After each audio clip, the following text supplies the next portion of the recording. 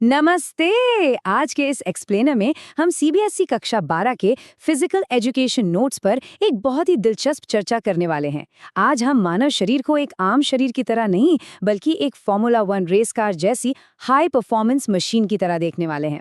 ये source material वाकई कमाल का है क्योंकि यह विज्ञान के नजरिए से समझाता है कि हमारा शरीर असल में कैसे काम करता है, कैसे बेहतर बनता है और कैसे चोटिल होने पर खुद को ठीक करता है। तो चलिए इस साइंस को गहराई से समझते हैं। खैर, आगे बढ़ने से पहले जल्दी से आज के रोड मैप पर एक नज़र डाल लेते हैं। हम बेसलाइन मैकेनिक्स से लेकर ट्रबल शूटिंग तक सब कुछ कवर करने वाले हैं। सबसे पहले देखेंगे इंजन यानी फिजियोलॉजी, फिर सिस्टम अपग्रेड्स, उसके बाद प्राकृतिक घिसाव और आखिर में ब्रेकडाउन और मरम्मत। तो चलिए शुरू करते हैं पहले हिस्से से, इंजन। देखते हैं कि वो कौन से कारक हैं जो हमारी फिटनेस तय करते हैं।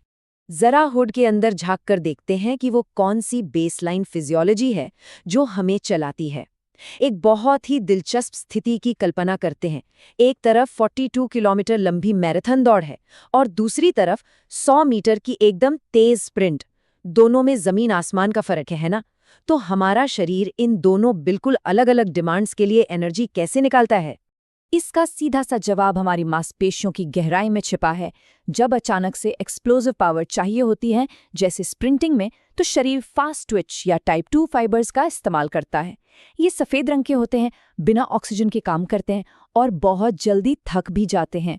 वहीं दूसरी तरफ जब बात मैराथन जैसी लंबी रेस की आती है, तो स्लो ट्विच या टाइप 1 फाइबर्स मोर्चे पर आते हैं। लाल रंग के ये फाइबर्स ऑक्सीजन का इस्तेमाल करते हैं और इन्हें थकान से लड़ने के लिए ही डिज़ाइन किया गया है। फाइबर्स के अलावा हमारे शरीर का इंजन एक्टिविटी के समय के हिसाब से 3 अलग अलग एनर्जी सिस्टम्स के बीच गियर शिफ्ट करता है। अगर काम सिर्फ 0 से 10 सेकंड का हो, जैसे शॉटपुट, तो एटीपी सीपी सिस्टम एक्टिवेट होता है। 10 सेकंड से 2 मिनट तक, जैसे 400 मीटर रेस में, एनारोबिक सिस्टम चलता है।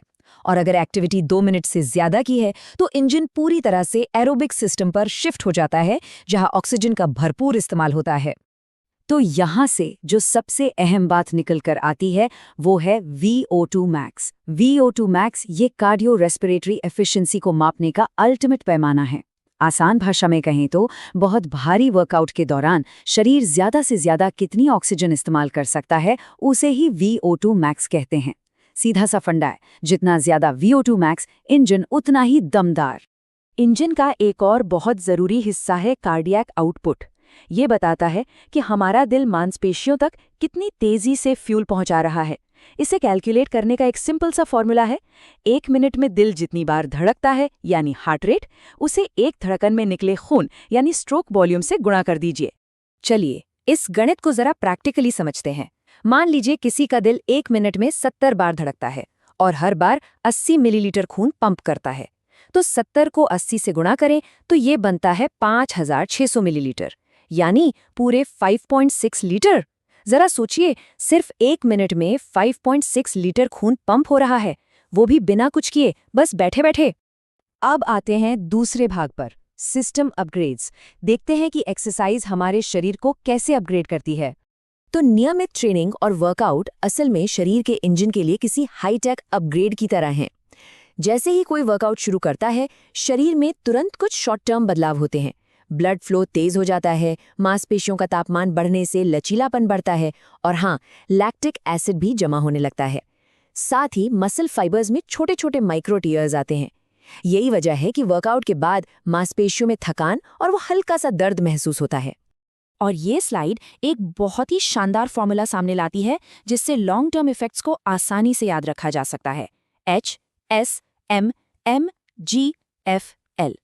नियमित एक्सरसाइज से H यानी हाइपरट्रॉफी होती है, जिससे मसल्स बड़ी होती हैं। S से टेंडन्स मजबूत होते हैं। M से माइटोकॉन्ड्रिया और मायोग्लोबिन बढ़ते हैं। G से ग्लाइकोजन स्टोरेज बढ़ता है। F से फैट बर्निंग कैपेसिटी बेहतर होती है और L से शरीर लैक्टिक एसिड को ज्यादा अच्छे से झेल पाता है। ये तो मानो पूरा का पूरा इंजन ही ओवरहॉल हो गया। और हाँ, ये अपग्रेड सिर्फ मसल्स तक सीमित नहीं रहता। लंबे समय तक ट्रेनिंग करने से दिल और फेफड़े भी नेक्स्ट लेवल पर पहुंच जाते हैं।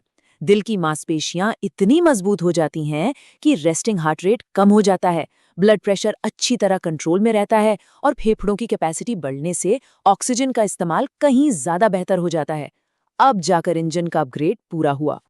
चलिए अब तीसरे हिस्से पर चलते हैं और देखते हैं कि उम्र के साथ शरीर में प्राकृतिक घिसाव कैसे आता है। समय के साथ हर मशीन में थोड़ा बहुत घिसाव तो आता ही है और मानव शरीर भी इससे अलग नहीं है।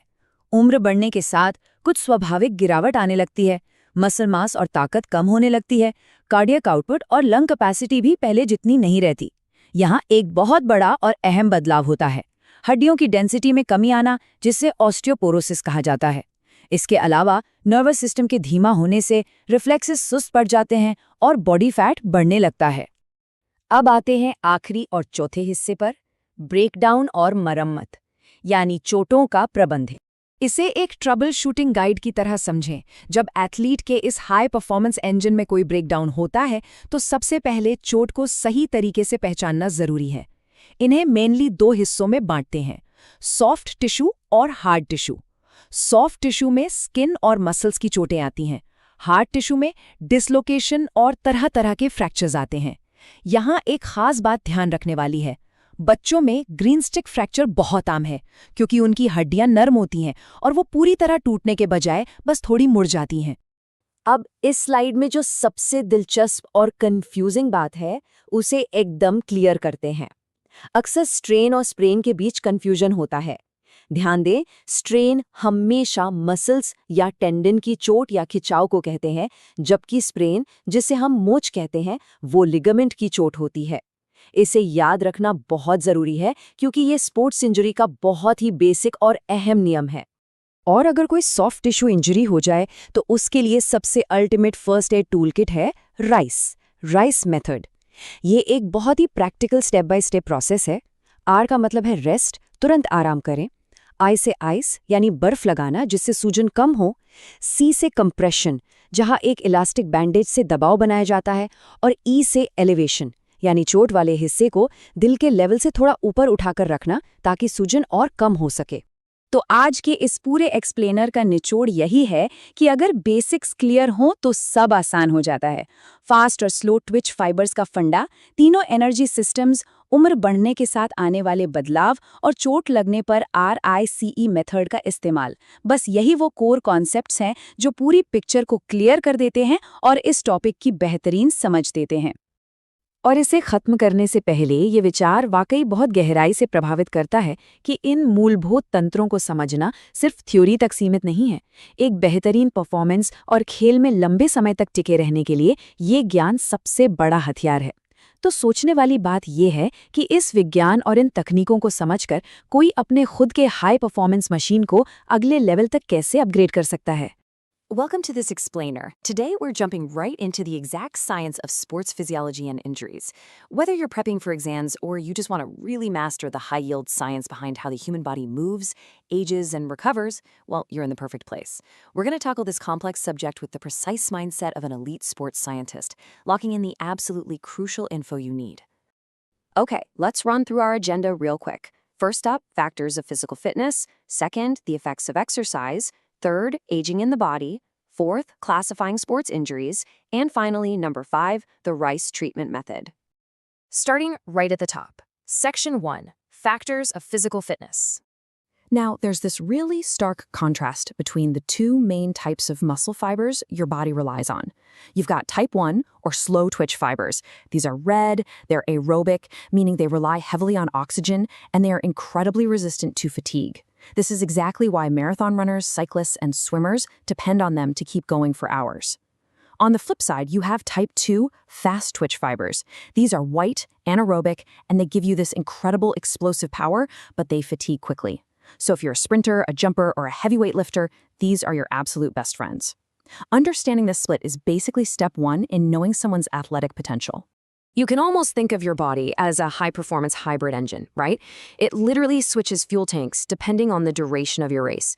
For a massive burst of explosive energy, like a shot put or a 100-meter sprint that takes 10 seconds or less, you use the ATP-CP system. That doesn't even use oxygen. But if you push from 10 seconds up to about 2 minutes, like in a 400-meter race, your body seamlessly shifts to the anaerobic system, burning glucose. Finally, for anything lasting over 2 minutes, you lock into the aerobic system, burning carbohydrates and fats with oxygen for the long haul. Moving right along. Section 2. The effects of exercise. So what happens the literal second you start working out? A short-term chain reaction kicks off. You begin exercising, and instantly your heart pumps more blood to the active area. This increased blood flow leads to a higher muscle temperature, which actually gives you better, smoother flexibility. But as you keep pushing, you inevitably hit that final step, lactic acid formation. You know that familiar burning accumulation in your muscles? That's just your body telling you you're working hard and creating micro tears. But hey, short-term pain leads to long-term adaptation. A really great way to secure your exam marks is to memorize this specific long-term sequence using the HSMMGFL memory hack. H is for hypertrophy, which is literally your muscles getting bigger. Then you develop stronger tendons, more mitochondria for cellular energy, more myoglobin to carry oxygen, greater glycogen storage, better fat utilization, and finally, increased lactate tolerance, so you don't feel that burn quite as quickly the next time. Lock that sequence in your memory for sure. When we talk about the cardiorespiratory system adapting long-term, we absolutely have to talk about VO2 max. Please don't lose easy points on this classic multiple-choice definition. VO2 max strictly measures the maximum amount of oxygen your body can utilize during intense exercise. It's the ultimate marker of your cardiorespiratory endurance. Basically, the better trained your heart and lungs are, the higher this capacity goes. Another critical measurement here is cardiac output. If you get hit with a numerical question, just remember this super simple formula. Cardiac output equals your heart rate multiplied by your stroke volume. And stroke volume is just the amount of blood pumped per single heartbeat. So say your resting heart rate is a standard 70 beats per minute, and your stroke volume is 80 milliliters. That yields a massive 5.6 liters of blood pumped every single minute. And here's the cool part. When you train long-term, your stroke volume actually goes up, which allows your resting heart rate to drop, while still maintaining that incredible output. All right, let's look at Section 3. Aging and the body. Across the board, aging forces a downward functional trend in your biology. It's tough, but it's true. Your active muscle mass and overall strength steadily decrease over time. Your nervous system slows down, meaning slower reflexes. Your internal engine just can't work as hard, which lowers your vital lung capacity and cardiac output. Even your skeletal system takes a hit, dropping bone density, which can lead to serious, brittle bone conditions like osteoporosis. And relentlessly, as that muscle mass fades away, it gets replaced by an increase in body fat percentage. Which naturally brings us to Section 4, classifying sports injuries. When things inevitably go wrong, we divide injuries into two main categories, soft tissue and hard tissue. Let's tackle soft tissue injuries first. These are neatly categorized into surface skin wounds, so scraping abrasions, irregular lacerations, or clean incisions. Then you have deeper internal tears. These internal soft tissue injuries include contusions, which is just the medical term for a severe bruise, along with your classic strains and sprains. Speaking of strains and sprains, listen, this is the ultimate board exam trap. Students mix these up all the time. Always remember that a strain with a T affects the muscle or the tendon. Think T for tendon. A sprain, on the other hand, strictly affects the bone-connecting ligament. Strain equals tendon, sprain equals ligament. Burn that difference into your brain right now. Moving over to hard tissue injuries, we're primarily looking at intense bone fractures and joint dislocations. Fractures range pretty widely in severity. You've got tiny stress cracks from overuse.